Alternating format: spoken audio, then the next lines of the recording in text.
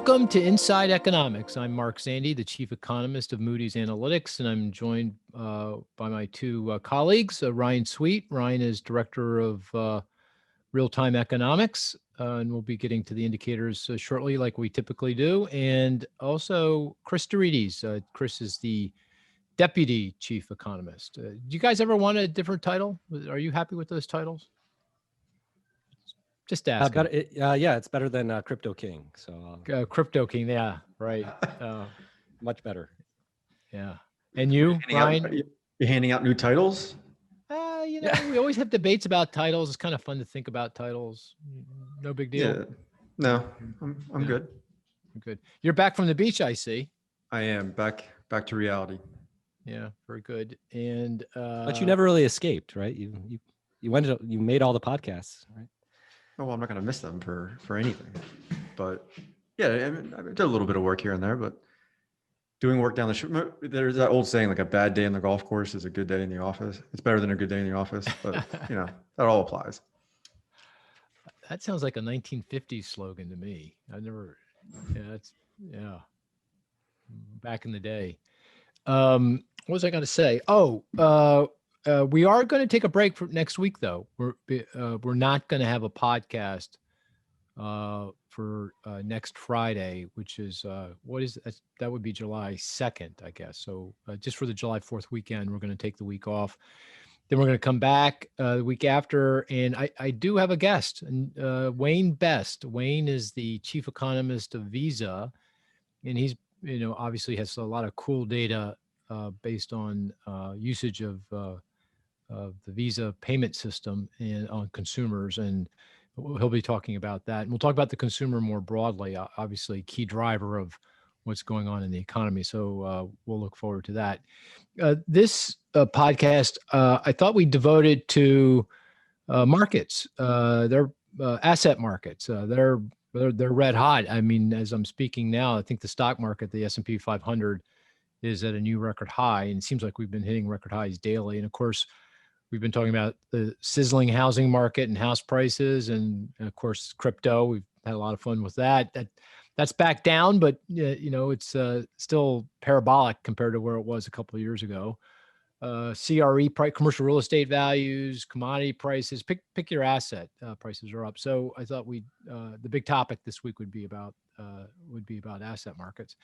But before we go there, as we do on Inside Economics, we go into the data and the statistics. And Ryan, director of real-time economics, what's the real-time statistic that you want to point out for this week? All right, we're going to go with sticking with the big topic, 15.42 as of right now. 15.42, and it has to do with markets. Nope, just went down to 15.41.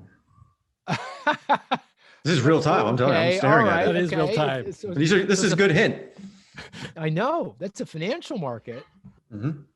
Chris, do you have any idea what he's talking about? It's not related to bonds because nothing is over 2% in bonds. Or maybe increase in the S&P 500.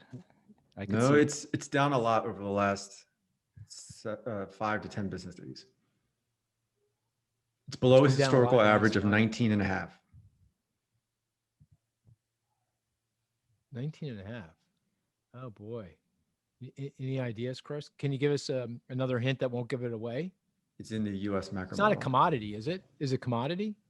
No. We forecast it. Not a commodity. We forecast it. We forecast it. We forecast it. It has to do with and it's a daily stocks, bonds. Is this? Yeah, I'm just swinging here at the underhand softball. Or this is more like a hard ball overhand pitch. It's not like the VIX index, is it? It's the VIX. Oh, good job. Okay. Oh, there you go. All right. You're surprised I got that. You thought you were giving up on me. No, I thought you guys were going to get it much sooner, but the VIX is a measure of expected fluctuations in the S&P 500 over the next 30 days. It's a useful fear gauge. So when it's going down, there's a lot more optimism in the market than, when policy uncertainty is going up, or there's a lot of fear about the economy, the VIX goes up. So you said what'd you say it was? 15.1? 15.42 now. It went back up. It went back. Listening to us, a lot more Mhm. angst out there, in the marketplace Yeah. as we prepare to talk about markets. So you're saying 15.4 is actually low compared to its average, which is closer to 19. Correct. Right. Okay. But that's not signaling anything of any consequence, right? I mean, that's pretty kind of No, I think it just supports the idea there's a lot of optimism in the market, and there's not a lot of fear. Even though the Fed turned a little bit more hawkish, uncertainty around monetary policy is low, uncertainty about fiscal policies coming down. So we would argue that the stock market is going to remain pretty strong going forward. And we forecast the VIX in significant. Can you imagine we're forecasting a measure of angst in the financial system? So that takes a lot of hubris. But we do that because it's a key variable that the Federal Reserve provides in the bank stress testing process. So they give us, I think, 26 variables as part of the CCAR, the so-called CCAR stress test scenario. And that's a gauge of angst in the financial system. And it's a key variable that banks and other financial institutions use for pricing, securities, loans, that kind of thing. And so that's part of the CCAR process, and therefore we brought that variable into our models and produce forecasts for that. And provide that to our clients. So I don't think we would have done that otherwise. We wouldn't have modeled and forecast VIX, I don't think, if not for the fact that the Fed is using it in the stress testing process. But that's a good one. That's a really good one. I use the VIX to forecast high yield corporate bond spreads. Makes sense, right? Mm-hmm. Yeah, Yep. It does. Because that spread represents concerns about not getting repaid on that bond on that bond. So if you're worried about the financial system, the economy, the probability you won't get paid back on that bond is higher, and so that spread is higher. So that makes a lot of sense. Yeah. Okay. Okay. So Chris, what's your statistic this week? Yeah, so one that stuck out to me this week was 7.6%. 7.6%. 7.6. Is it housing related? Nope. Okay. Oh, you're that's going a break off. from. I'm going off the reservation. Right? Going off the reservation here. So that right, because Ryan asked that question, it means he doesn't know right off the bat, that's a bad sign. If Ryan doesn't know it right off the bat, this has got to be a tough one. Do you want to give us a vacation? He's easing back into things here. Yeah. So. Yeah, he needs to rev up here. Get his game back. So you want to give us a hint? Sure. It's top line headline. It's perhaps the biggest statistic in the U.S. economy. What? What? What's he talking about? Are we looking at the same economy? Yeah. What? Are you talking about Singapore, or what are you talking about? No. 7.6. This isn't GDP. GDP. No, GDP was 6.4. You're close, though. You're very close. Oh. It's not GDP. Gross domestic income? I don't know. Yes, there you go. Oh, geez. Mark is on fire. There you go. Wow. Gee Louise. Oh, no. Are we going to get in the debate GDI versus GDP? No, not a debate. Since you brought it up, you got to explain it to people. What is GDI, gross domestic income, and why is that important relative to GDP? So GDI is an alternative measure of the value of output in the economy, right? So GDP is an expenditure approach, right? We sum up consumption, investment, government spending, and exports, right? Everyone's familiar with that, and that was 6.4% growth in the first quarter. So that grabs the headline. That's the one everyone focuses on. GDI is an alternative measure, which is basically looking at the income, right? Summing up the incomes. And in theory, those two, right? Someone's expenditure should be someone else's income. So under GDI, we sum up wages, profits, taxes, all the other income categories, right? So again, in theory, they sum up to each other over long horizons. You see that they they match each other quite well. But right now there's a bit of a disparity, right? 7.6 versus 6.4. I like to use the average of the two to get a sense of the true underlying output, and so that suggests that the economy is growing even stronger than the GDP statistic might indicate. So it's a positive, certainly indicating strength in the economy. Yeah, it makes Doesn't sense. does Were you gonna say something, GDI Ryan? include transfer payments? I think it does. GDP, yeah, and there's a correction I believe that's made to Adjust for that. adjust for that. Okay. Yeah, the reason why I think people don't really focus on GDI, gross domestic income, is that it's a bit lagged relative to GDP. So GDP comes out the end of the month following the previous quarter for that quarter. And I don't think GDI comes out for another month after that, right? Or maybe it's the month after, because they need profits, corporate profits, to Correct. calculate GDI.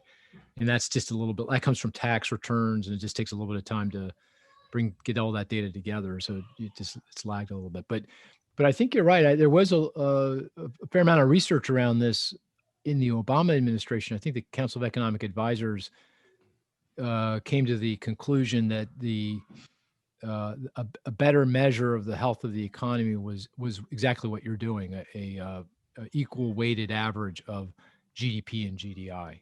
That worked better at, I think it's actually predicting the next quarter GDP than looking at GDP, but certainly a good statistic. Oh, that's a good one. That's a really good one. Yeah. Well, I'm not gonna quiz you. Maybe I'll come up with a quiz in a second, but I do want to point out, I'm going to go to my go-to indicator. That's the back to normal index. That rose again, 93.7 last week. 93.7 means we're 93.7% of the level of economic activity that prevailed right before the pandemic. So we're still, 6-7% percentage points below where we were. And just as a refresher, that back to normal index is a compilation of a lot of statistics, government provided statistics, including our GDP tracker, but also a lot of third-party data.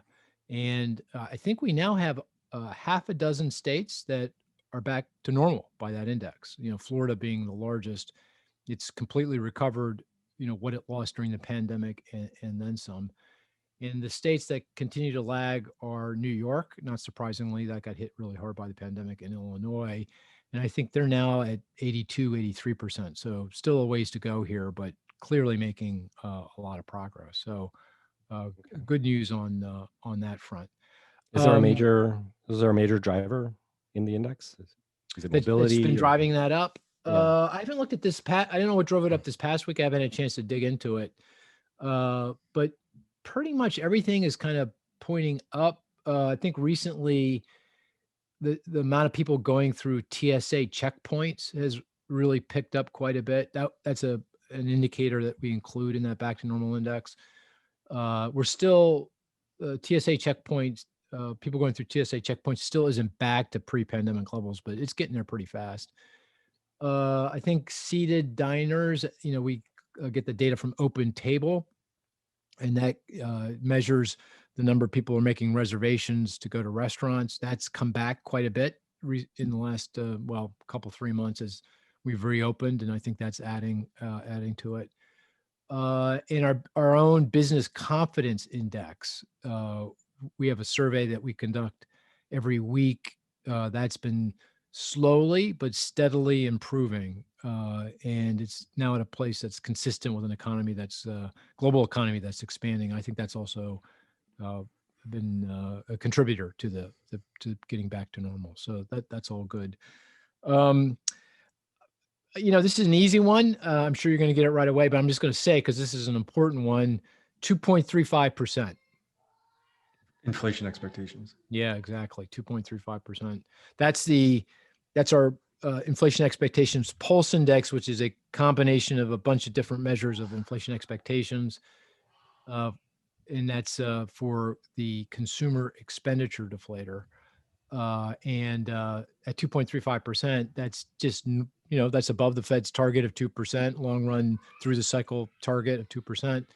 And that's probably about where they would want to see it peak out. I don't think they'd want to see that go much higher than that, but it feels like it's starting to peak out. If you look, peak feels like it's kind of rolling over here a little bit as survey-based expectations start to come in a little bit with more stable oil prices. So that's good news. Michigan was down too, right? What's that? Inflation expectations from the University of Michigan survey, I believe those were lower as well. Yeah, that's right. Consistent. Yep. That survey came out today, I think, didn't it? Or yesterday? Yeah, today, this morning. Yeah. Hey, while we're on inflation, Ryan, this was something you were going to investigate. I'm not sure if you've gotten around to it. It is relevant to today's PCE deflator data, which came out. That's the measure of inflation the Fed uses to peg monetary policy. Did you notice that PCE deflator inflation is now above on a year-over-year basis CPI inflation? And that's incredibly unusual. It's happened in times past, but very, very rarely. Do you have a sense as to, you said you were going to look into that, and I just wondered if you had a chance to look into that, why that's going on. So we haven't banked all the data yet from this morning's release. I think all the really granular data. So I will have it for you next week. I'm going to write it up for the site, and then we can talk about it next week. Yeah, I was just pretty big difference actually. Mm-hmm. So it's a little surprising. So that would be good. Before we move on to markets and the big topic, we have the statistics that we've been calling out on a regular basis. And Chris, yours is the unemployment insurance numbers. What did they say last week? Yeah, claims for last week came in at 411,000. The week before was revised up to 418,000. So looking at those 2 weeks, it's an improvement, not a dramatic improvement. And certainly there is some statistical noise in here just based on the revisions itself. So it's good, but I wouldn't get overly excited about it. It's not really showing dramatic improvement or deterioration at this point. So yeah. I still think we'll continue to move in this positive direction, but things won't really accelerate until later as we get to August, September. Schools up and up, UI benefits expire. We'll get a ramp up in activity then. So. Claims were still down, but between the reference weeks, so the BLS employment report, that's the week that includes the 12th, they're still down. So job growth should be stronger for June than it was in May. What was it in May? It was like 700. I can't remember. 700. 559. 559. Okay. Right around there. So you think 559,000. It's going to come in stronger than that? Do you think, based on the claims data? Right, and a few other, the mobility data, home-based data, all kind of points to an acceleration in job growth. And then there's a number. What's your number? I have 750,000. Oh, that's a good number. Okay, that's pretty healthy. That's good. For total. Yeah, total. Yeah, of course you'll refine that as we get closer and we get more. Well, is it coming out next? Is it going to come out? Comes out next Friday. Yeah, next Friday. Oh yeah, right. Okay. Yeah, so I'll fine tune it once we get ADP. We get one of the ISM surveys. So I'll let you know if it changes. Right, and just to remind everyone, a UI claims that is consistent with a great economy, a good economy is 250,000. Yeah. Okay. 250,000. So we're still not quite there yet. Is it useful to watch UI claims for some of these southern states that have ended the supplemental UI? Do you think that's going to affect the number of people who are filing for claims? It certainly should. I haven't looked at that. I don't know, Ryan, if you may have, but we should certainly start following that. Yep. Yeah. Yeah. But I also think it will affect the number of people that are receiving pandemic unemployment insurance benefits. Maybe more people drop off continuing claims faster, but that's something that we should definitely be keeping close tracking. Yep. Yeah. Let's watch that. Go ahead. No, I was just going to say a couple of weeks from now when we reconvene, let's talk. Maybe you can take a look at that so we can. I'm very curious what's going on there. Yeah. Based on Google Trends, you can look for like job search intensity by states using a few keywords. Yeah. In the states that ended it, you see a little bit of an improvement compared to states that are still paying the expanded UI benefits, but not this huge, gap that would Divergence. suggest that UI was a huge issue. That is interesting. Can I you love send using that Google data to Trends. me? Yeah, Can you let me send pull it? it. Yeah, Yeah, that's kind of interesting. So what do you do? Index it to 100 at some point in time and just see how it moves. So the states where you've ended it and states where you haven't ended the supplemental UI. Is that I what could you're do it that looking way. at? Now, Okay. the way I was doing it was just taking a simple average across the states that had ended it, and then the states that had not ended UI benefits, looking at them and smoothing it, to take out some of the volatility. Yeah.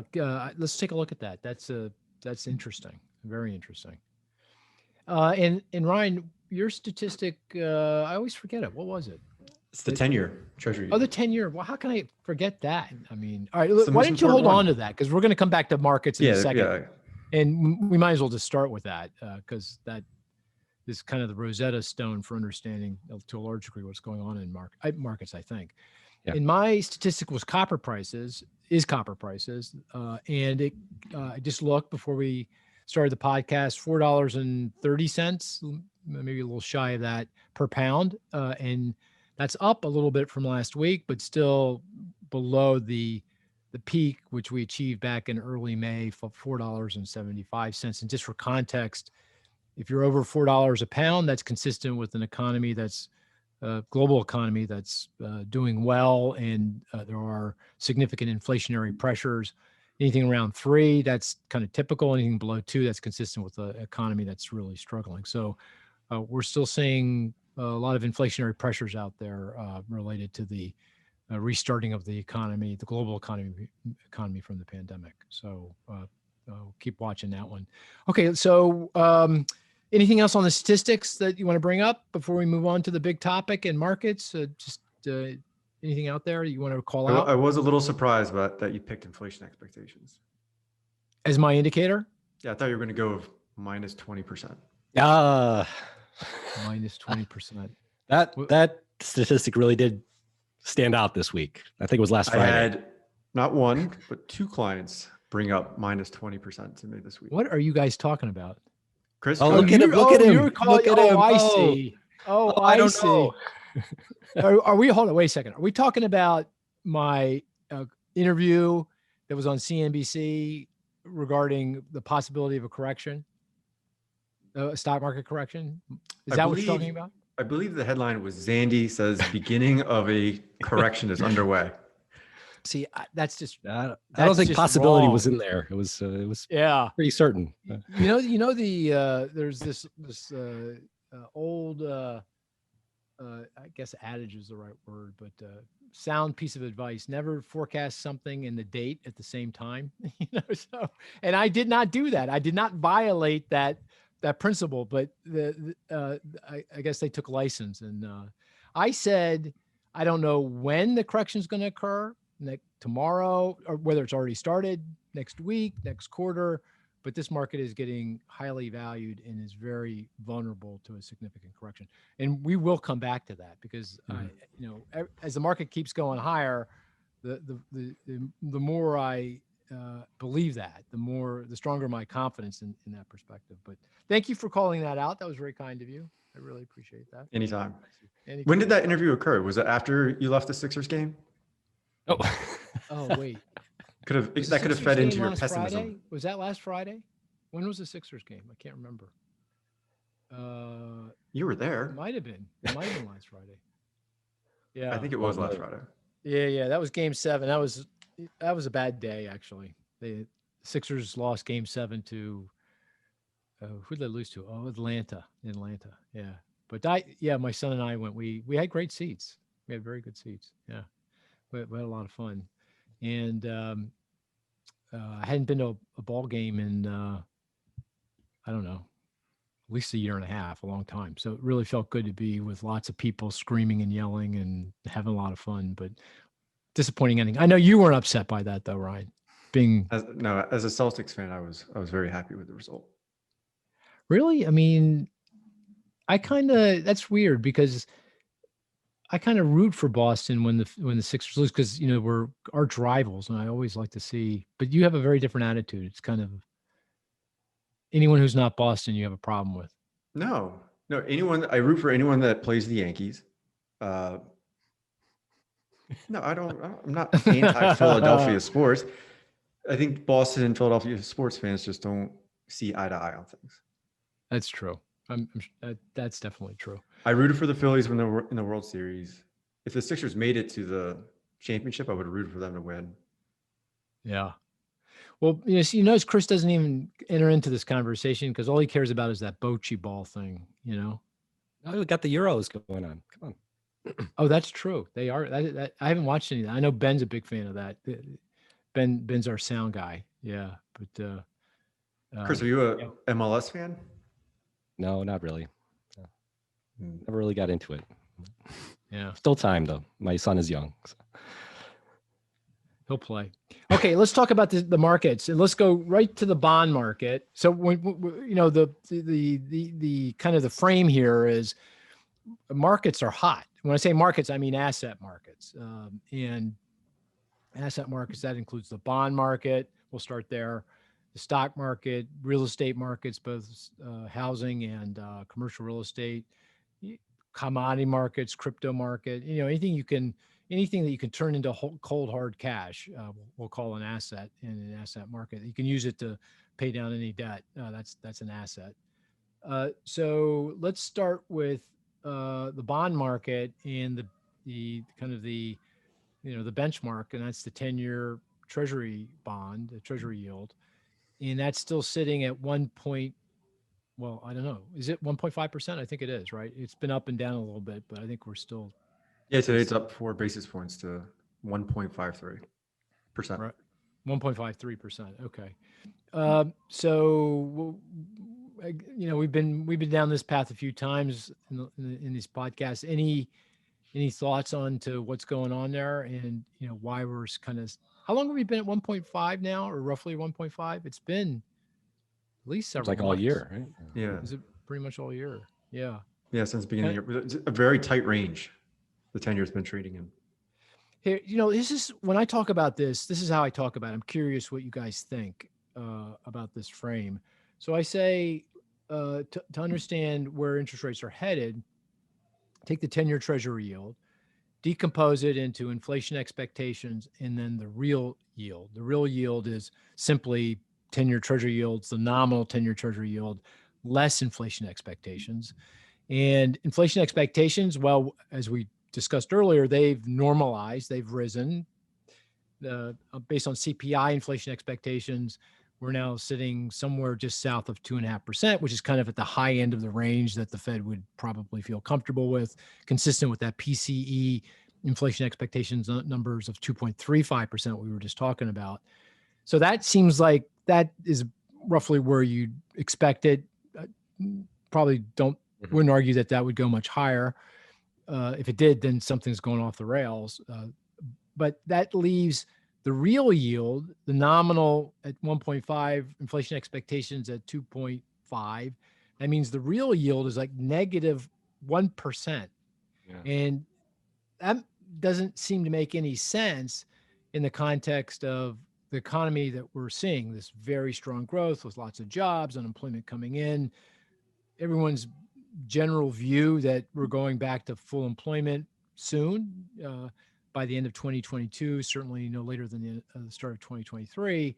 So you would expect real yields to go from being really negative to less negative and then ultimately positive. I mean, you would think in a well-functioning economy, they should be somewhere around 1 to 1.5%, because 1 to 1.5% plus 2.5, that gets you kind of in the long run where you expect nominal 10-year treasury yields to be somewhere around 3.5 to 4%. Does that kind of way of thinking about it make sense to you? Is that how you think about it, or are you thinking about it in a different way? No, I agree with Chris that your framework makes a lot of sense. The one thing I add is when I look at the 10-year, the term premium. So the extra compensation that investors need to hold long-term rates versus short-term. And that is one reason that, real rates are still, firmly negative.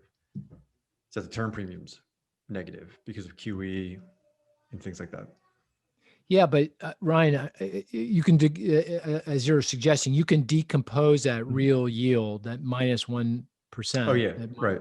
into the into real short-term interest rate expectations, plus, which I think is, or at least I thought my thought is that that's the market's thinking around monetary policy and the That's direction of correct. monetary Yep. policy.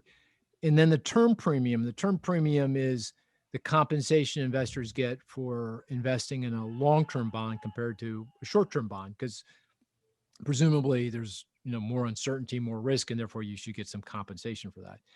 And if you look at that, the term premium has actually gone from being very negative back in the teeth of the pandemic to close to zero. So that's actually improved. But the real short-term interest rate Yeah, has you're right. continued to decline and become even more negative. That's what I can't get my mind around. Why would that be the case? I mean, what's going on that would cause that? That's just because if anything, the Fed seems to be moving towards increasing short-term rates sooner than they had previously said, and what they're thinking. So why is that? Do you have any sense of why that's happening? Why are real short-term interest rates declining like that? Why they've gotten even more negative? No, I mean it's puzzling to me as well. Yeah, it's puzzling. Yeah, I don't know. Chris, we got you back. Yeah, can you hear me now? Is it? Yeah, you're Okay, sounding okay. great. Yeah, Okay. yeah, you're sounding very good. So we were just talking about, I think this is where you went, trying to understand why real yields are as low as they are. But I'll just throw it back at you. Is there anything about the frame that you want to call out, or you think is missing? How are you thinking about this? Yeah, I think you're right. It is a bit of a puzzle. I think the frame is a good one. One question I have more than an answer is whether we should actually be thinking about the treasury market on a global scale, right? Is it, given the dominance of the dollar and global investors needing to allocate capital to the U.S. as well, should we be using a global inflation expectation or a global type of framework? So same framework, but maybe the parameters are not U.S. centric. Perhaps it's a broader picture. Yeah, maybe that makes that make more sense. So then you're saying, so inflation expectations globally comes a question of how you would measure that. Yeah. Okay, abstracting from that for a second, they have not moved up nearly as much as U.S. inflation expectations. Therefore, real yields haven't fallen as much as we think they have, at least when we use U.S. inflation expectations. That's right. That's one way to square the circle. Right. You're kind of saying, it sounds like you're saying that's a theory. I'm not sure I believe it, but maybe. Yeah, I do believe that foreign investors certainly do have a significant impact, right? And it's not only the absolute, but the relative options that are available for capital allocation that matter, right? And you've made this point before about the German investor, right? What are my preferences? What are my options here between a German bond or a U.S. Treasury, right? Even with that negative return, it might be a less negative return in the U.S. than my other best option. So you still have that demand coming in. Yeah. What, Chris, Ryan, one thing you mentioned last week or the week before when we were talking about this, just because it's such a puzzle, we keep coming back to it. It's a kind of a mind-numbing kind of discussion, and it has so many implications for everything. And we'll get to the asset prices in just a second. But by the way, this is an asset price, right? This is the price of a bond, right? So we are already talking about asset prices, and they're high. When bond prices are high, interest rates are low. So we're talking about an asset market where prices are high, very high, record high, right? I mean, because interest rates they're not at record lows at the moment, but they're pretty damn close to record lows. Ryan, you mentioned the coming at the fact that that issuance is way down. Treasury issuance is way down. I mean, we have these large budget deficits. The Treasury has been issuing a lot of debt, but that that issuance is down, and that's because they've been drawing down an account at the Treasury's been drawing down one of its accounts at the Fed, and using that to finance activities as opposed to issuing more debt or bonds. So did I get that right? Did I explain Yeah, that? you got that spot on. That's right. Yeah. I got to look at Treasury issuance. I think it's coming in weaker than what people were expecting, and that's having implications for the 10-year. But again, it's back to your point that the Treasury is drawing down this account. So do you think that could be playing a role here as well? I do. Right. Because if there's less issuance, that means less supply. So prices don't, when supply goes down, prices are going to go up and put downward pressure on interest rates. Right. Okay. All right.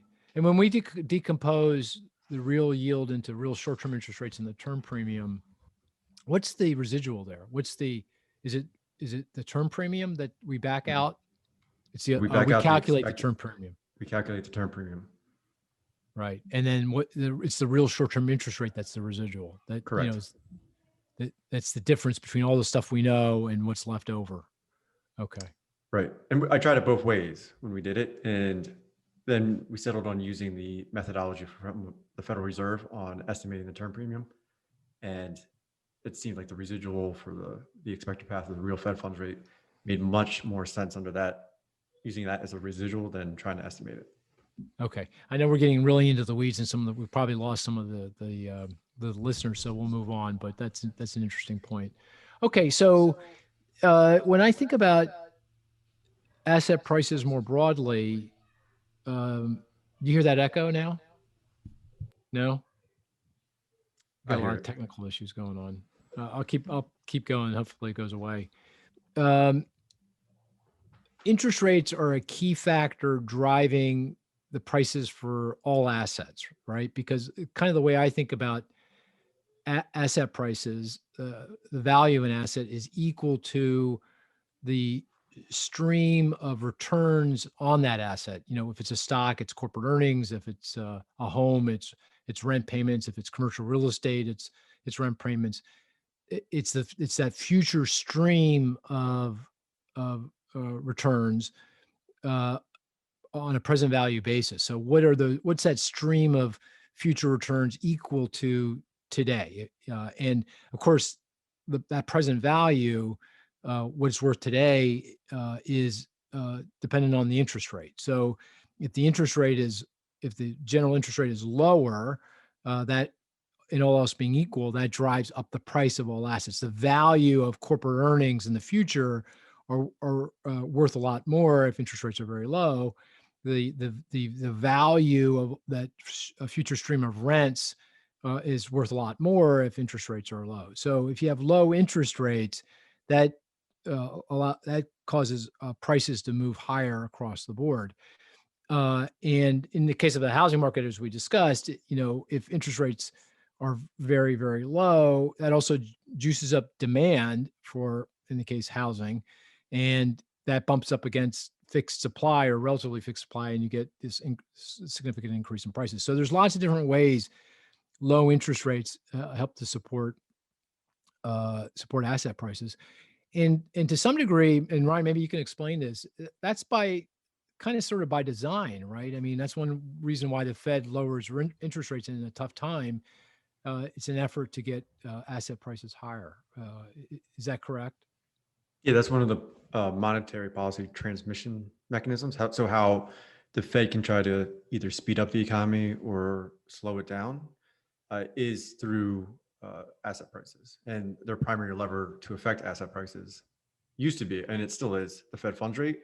But now they have quantitative easing or the purchase of mortgage-backed securities, long-term treasury bonds, and that can influence the price of assets. Right. And it also generates a whole range of debate and controversy around who benefits from monetary policy, right? I mean, because high income, high net worth households own all the assets. Then when the Fed lowers interest rates, and it juices up asset prices, they benefit. High income, high net worth households benefit. Low income households that don't own a home or certainly don't own any stock, they don't benefit from it. But that's a tough one, right? Because it's not like anyone's getting hurt, directly from the lower interest rates. It's just that the people who are benefiting are people who are already in a pretty good spot financially. But at the end of the day, that's kind of sort of needs to happen to help, at least partially, to help support the economy and get it back up and running so that everyone can get back to work and even lower middle income households can benefit. But it's a pretty tough one. Yeah, I mean, the Fed funds rate it's a blunt tool, and they try not to use it to, prick asset bubbles. And I know with all the attention on the income and wealth inequality in the U.S., the Fed's paying, trying to address that, but they can't use the Fed funds rate. I mean, the best way for them to address the income or wealth disparity is to run the economy hot and get unemployment rates across all demographic cohorts as low as possible. Yeah, right. So let's get down to brass tacks. And stock prices, they seem to be hitting record highs every single day. I mean, we're sitting here on a Friday. I haven't looked in the last 40 minutes, but it looks like we're going to hit another record high on the S&P 500. Does that make sense to you? What do you think about that, Chris? Are you a buyer of stocks? I mean, I probably an unfair question. I probably shouldn't ask you this. You can answer it any way you want, but would you buy stocks at this price? What are you doing right now? Are you a buyer, a seller? Are you holding? How do you think about this? Okay, so we had the episode where we disclosed our politics, and now this is the episode where we disclose our information. But I'm not. By the time this podcast is over, 5 years from now, the listeners will know everything about us. Yeah, that's right. That's right. So I'm not particularly a stock investor, right? I became an economist, right? Because I'm not particularly adept at managing portfolios or picking stocks. So my approach has always been, certainly based on my current stage of life, just to continue investing a fixed amount every month through thick and thin. Don't really pay attention, kind of on autopilot. So yes, I am a buyer in that sense today, but I was a buyer through the pandemic as well. But I'm not reallocating. I'm not putting I'm not seeing opportunity and say, oh, really, I should sell or go into debt to go into the stock market at this point. It's just there is some uncertainty around that. I agree with you that stocks certainly do seem richly valued, but I said the same thing when the Dow was at 30,000 or 25,000 or even 20,000, right? So for that reason, I kind of take this more disciplined approach because I can't trust myself to make the right decisions at the right time. Well, let me ask it this way. If you were an investment manager, suppose you decide, okay, I'm not going to be an economist, I'm going to be an investment manager. And I'm thinking broadly about the stock market. And I'm a manager. I can put my money anywhere on the planet in anything. I can invest in anything. Would you be investing in stocks? I mean, so let me put it this way. Also add in one more piece of information because I think it's important. Your investment horizon is over the next, let's say next year or two, not next 10 years. Okay. Not next month, but something kind of a year or two down the road. Yeah, that makes all the difference. Your bonus is going to be judged on how well you do here in terms of your investment decisions. Yeah, even there, I would say I would take a balanced approach. I wouldn't put zero on stocks. If you give me the option to be more selective, right? I would tend to be more contrarian. Might look at sectors that are underperforming, an expectation that we'll have some mean reversion. But I certainly wouldn't be all in. I would look for a more balanced approach, and I would have some money in bonds, right? Internationally, I would still look to diversify. So the way I would characterize what you just said is, and correct me if I'm wrong, but if on average through time, 60% of my portfolio would be in stocks, at this point in time, it might be 40% or 50%. Yeah, something like that. That's fair. Right. That's fair. Yeah, that's how you kind of do it. Okay. Yeah. And if you were on CNBC and they were asking you about the stock market and the possibility of a correction, how would you have answered that question? Well, a correction is always a possibility, but historically, right, stock values tend to go up. I don't see an immediate trigger for a crash, but it's very hard to determine what a No, trigger. no. Well, be. crash is a strong word. Well, Crash. 20%. 20%. No, I didn't say No, 20. the correction's 10. I did not say 20%. I said 10 to 20%. And then they actually Well, asked you me st- if they said, no, wait. I said it would not be over, it's certainly not over 20, because that would signal probably a recession. And no one, I'm not thinking that. I'm thinking it's an overvalued market, not a signal of some kind of problem in the economy. Yeah. Okay. So, okay. All right. What about you, Ryan? That given that conversation, are you investing in stocks? And if you don't want to answer that question, if you were a hypothetical investment manager, would you be investing in stocks? I would Or be would you take the unemployed. same path, the same milk toast kind of? Wow. No, I'm similar to Chris the way in my I thinking. knew it. Because I mean, you gotta remember, I got 3 little kids. I'm worried about college 15 years from now, so I got time to write it out. That makes perfect sense. No, you're right. What about you, Mark? Given your Okay, call. so I'm older than you guys, right? And I think I know something, which is always dangerous. I have reduced my exposure to the equity market, and in large part because I think it is overvalued. I think it is frothy. I mean, just think about meme stocks. GameStop. Meme stocks are a bunch of guys or girls or get on social media. It's like a flash mob for stocks. They decide collectively, I'm going to buy this stock and drive up the price. And by the way, I could care less if it's a company that's doing well or not or anything. In fact, I might even go for stocks that aren't doing well because they're being shorted by institutional investors. This is the GameStop kerfuffle. And I don't like institutional investors. I'm an individual investor, and I'm collectively going to make life difficult for these fat cats, that are out there investing as institutional investors. And they're driving up, stocks of, AMC and, all kinds of companies that, really that doesn't feel like a healthy market to me. That feels like a market that is infected to some degree by froth or it's a dot-com bubble, right? The SPACs, the SPACs are these vehicles that are essentially set up so that you can go out and acquire companies, that kind of thing, or the Archegos. I'm not going to go into any detail here, but the Archegos scandal. These are symptomatic of a market that isn't functioning, tip top, a healthy market. And it's not just stocks. It's pretty much across the board. We talked about housing numerous times now, and there's signs of, things getting overdone there. We've talked about crypto. We've talked about, the credit. We just were talking about credit spreads in the bond market. Pick your asset.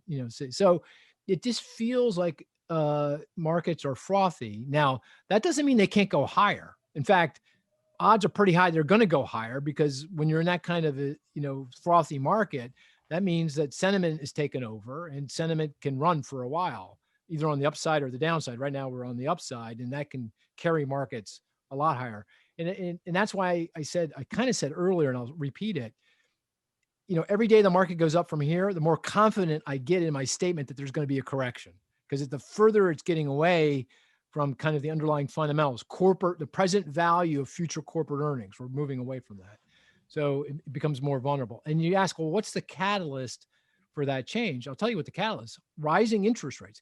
Interest rates are going to rise. They're just going to rise, one way or the other, because this economy is strong and it's going back to full employment. Inflation is already at the top end of the target for the Fed. They're going to rise. And by the way, if long-term interest rates don't rise, that means short-term interest rates got to rise a lot more, right? I mean, ergo, right?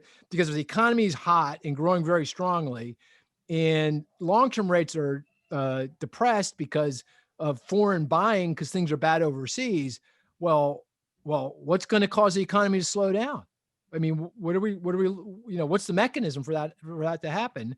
The answer is the Fed's got to put his foot on the brake a lot sooner and faster and press a lot harder. Short-term interest rate is going to rise. And that's even a worse scenario than if long rates kind of drifted higher in a normal, typical way. So, and by the way, that's the fodder for an overheating economy in a recession, right? That's, you get inverted yield curves, and I'm sure we're going to be talking about that at some point in the future, in the not too distant future. So Ryan will. Right. yeah. So you get my point. Mm-hmm. So you're asking me, I have reduced my exposure to the equity market. And you say, well, I'll stop there. I've been ranting. I could go on. No, I mean, we're giving you a hard time. We're giving you a Yeah. hard time about your CNBC interview, but I think you're going to be Yeah. right. Not 20. I think that was, you went a little too far out on the limb there. I did not say 20. I'm just, I started. Let's talk about the crypto king. I want to go back to the crypto king. we're going to get a 10% correction. Do you still think they're going to raise the capital gains tax next year? I think that's in our baseline. Yeah. Yeah, I mean, so that, that's a close one, but they need to raise some tax revenue if they're going to get that. There's the Biden social programs through. I mean, they got the infrastructure package. They nominally paid for that. You saw that this week, but they're using everything in the kitchen sink to do that. Right. I mean, they're piecing the revenues of that together without any taxes, which is, they're using everything they got for that one.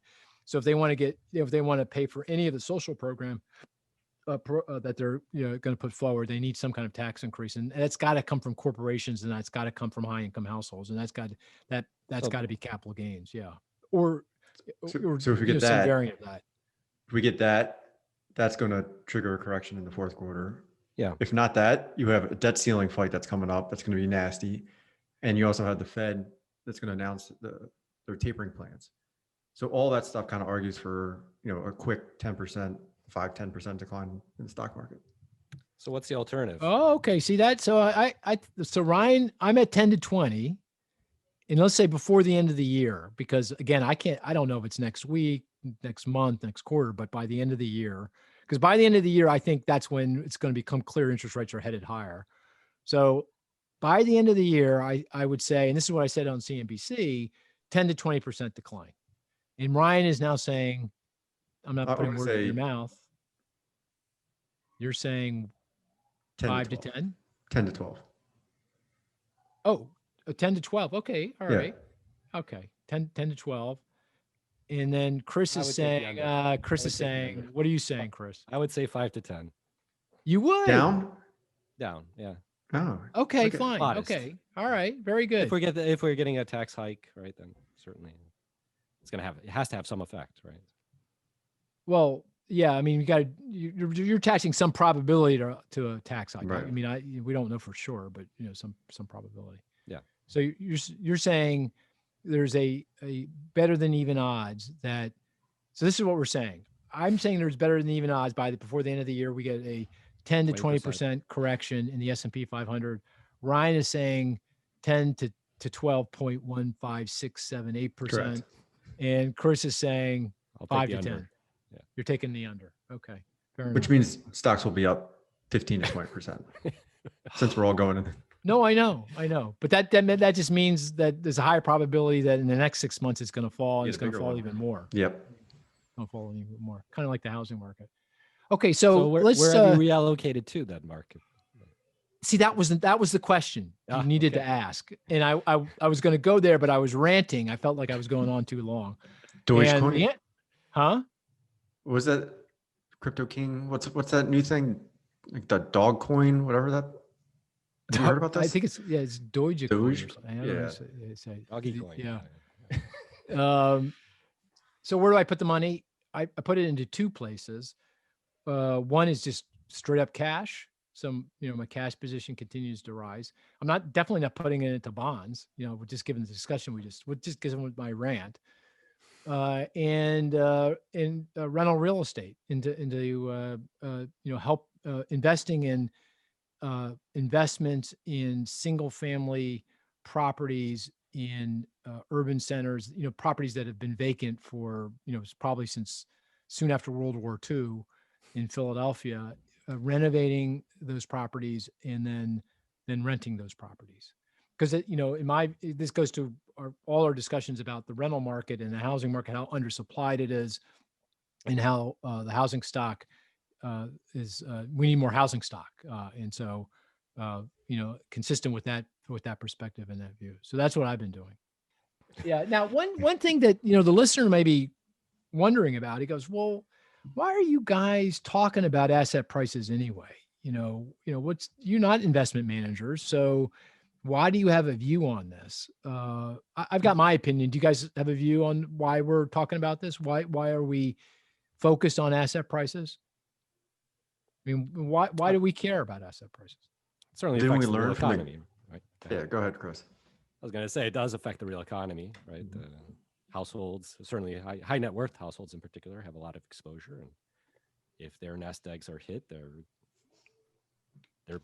spending and investing behavior is going to change. So it certainly is important.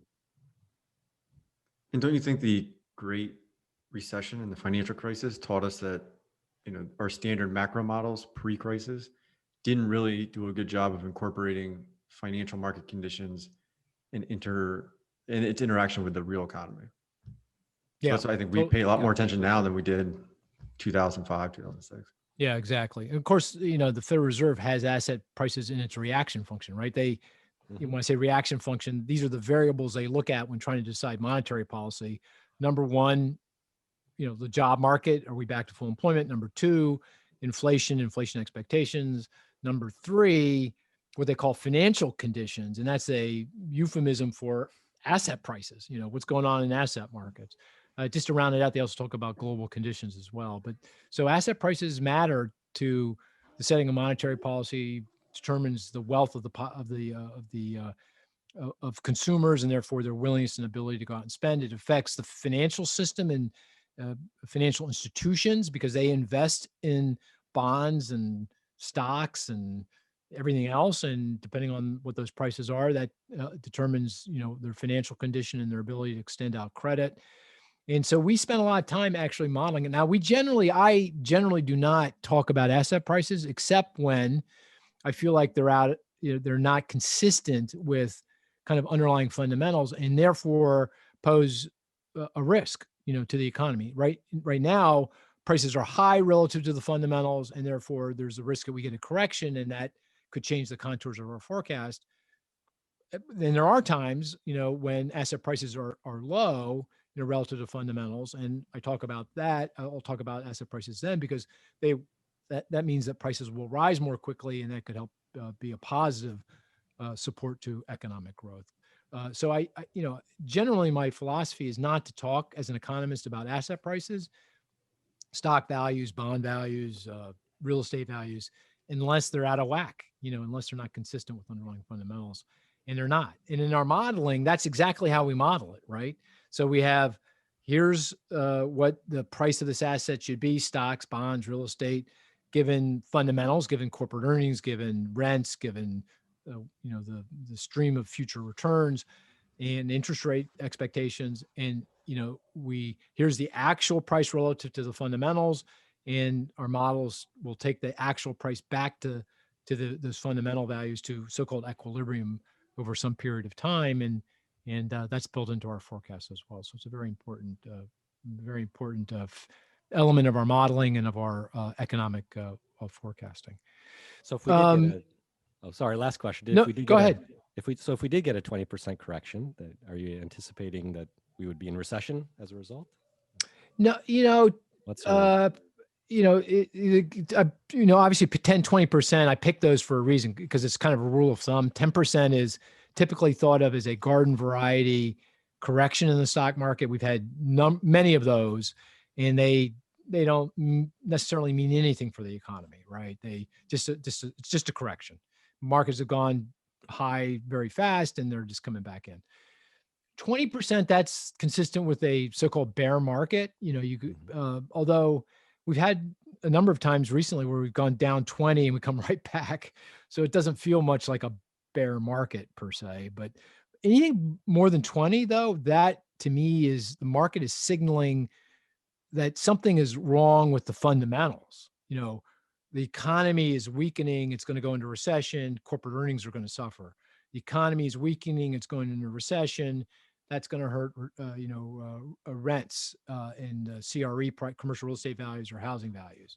So, so if it's over 20, and that would be more consistent with the idea that the market is signaling, a problem dead ahead, for the economy. And I just don't. That seems like a stretch to me, at this point, given all the things that are going on in the economy. So I don't expect that. I don't expect that. All right, we've been going. I mean, we're already, probably at time here. We've gone for about an hour. Anything else on markets you want to? We didn't really talk about crypto. I mean, that's obviously symptomatic of the froth, the speculation. We're gonna have I think we should have one podcast just devoted to crypto. So we'll come back to that. I mean, we want to do Any one other- on the corporate bond market, because if you look at high yield bond issuance and credit spreads, they're very, very tight, and issuance is strong. And in the last 10 days, leverage loan issuance has really, really picked up. Is that right? Mm-hmm. The catalyst was the hawkish shift in the Fed's dot plots. So a lot of the new issuance is reprice, or a lot of the issuance is repricings, basically refinancings, in expectations of higher rates coming sooner. Oh, interesting. So yeah, let's do that as well. We'll have a podcast on corporate, what's going on in the corporate bond market as well. Anything else on markets? What's that? Commercial real estate is an interesting one, right? Because they're even flat is up at the moment. Yeah, right? I mean, we've been pretty wrong about that, right? I mean, back in the start of the pandemic, we thought commercial real estate values would weaken, and I don't think they have to any appreciable degree. No. Depends on the property type. I guess hotels, maybe hotel prices, but not broadly. They've held up very, very well. Another sign of the strength. What's that, Chris? There weren't a lot of transactions during the pandemic either, because of all the support. So the shadow prices might have gone down, but nobody actually had to transact, or a few people had to actually transact at those levels. So, right. Yeah, this. You make fun of me, but go ahead, make fun of me. But this reminds me, I've been through a number of cycles now, asset price cycles. There was the Y2K bubble in the equity market in the late 90s, around 2000. And then there was obviously the housing bubble that was kind of the mid 2000s. And, those I remember coming out and saying these markets are overvalued. They're ready for a correction. And I started saying that maybe 2 to 3 years before they actually corrected in a significant way, because what happens, that's the definition of a bubble, right? I mean, when people kind of just let loose and keep on buying regardless of whether it's close to fundamentals, and then you hear arguments as to why tried and true measures of valuations don't work anymore, why this market is different, why these companies that were the stock prices up for are different than the companies that for back in the Y2K bubble, all these kinds of rationalizations for why, no other way to put it, this time is different. And so this can go on for a while, and I could be wrong for a good long while. But at the end of the day, at this point, if markets don't correct between now and the end of the year and they keep on rising, I assure you we're going to be back here, and I'm going to be screaming even more loudly that we're going to see a major correction, that the market's even more vulnerable and more likely to suffer that correction and suffer bigger declines. Okay, with that, we're going to call it a podcast. And as I said, we're going to take next week off, but we'll be back in a couple of weeks, and we'll have a lot to talk about then. So thank you very much. Talk to you soon.